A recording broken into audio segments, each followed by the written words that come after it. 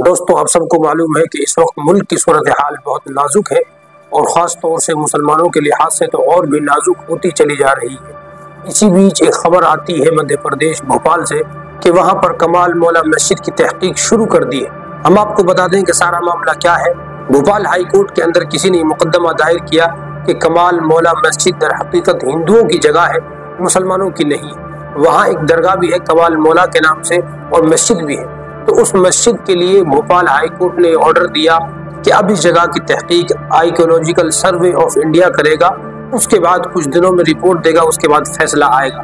तो कल जुमा के दिन उसकी तहकीक शुरू कर दी गई है। दिल्ली से वहां पर टीम पहुंच गई है, तो अब उसकी तहकीक शुरू कर दी गई है, जबकि उसमें जुमा के दिन जुमा की नमाज भी होती है और बताया जाता है कि मंगल के दिन वहां पूजा भी होती है। तो ये सूरत हाल मुसलमानों के सामने कदम कदम पर पेश आ रही है इस वक्त। इसके अलावा आप सब जानते हैं मथुरा, काशी, बनारस, बदायूं और कई सारी जगहों पर मस्जिदों को लेकर के मुकदमा अदालतों में चल रहा है। वहाँ भी एक न एक दिन यही हुक्म आएगा। अभी आपने देखा बबरी मस्जिद के बाद ज्ञानवापी मस्जिद और अब दूसरी मस्जिदें इसी सिलसिले में खड़ी हैं। तो उस सूरत हाल के अंदर हम मुसलमान आज अपने बयानों को देखें, आज अपने किरदारों को देखें, अपनी मस्जिदों को देखें, किस तरीके से एक दूसरे से नफरत है। इन चीज़ों की सबूत के साथ कोई बात ही नहीं करता है। हालांकि इस मामले को कई दिन हो गए, लेकिन बहुत सारे मुसलमानों की इसकी खबर तक नहीं है। और जिन हालात में ये सर्वे और ये तहकीक हो रही है, उन हालात के अंदर मुसलमान ज़हनी एतबार से भी बहुत पस्त होता जा रहा है।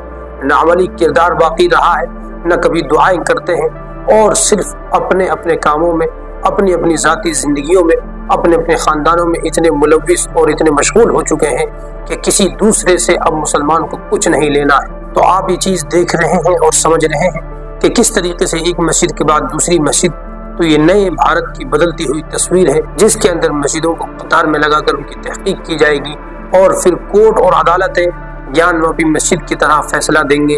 उन मस्जिदों में जहाँ 1000 सालों से मस्जिदें हैं, वहाँ जहाँ इबादत होती थी, वहाँ फिर पूजा शुरू हो जाएगी और मुसलमान बेखबर सोया हुआ रहेगा। तो मुसलमानों आपसे दरख्वास्त है, इसके लिए ख़ास तौर से रमज़ान में दुआ भी करें और अपने अमली किरदार को सही करें।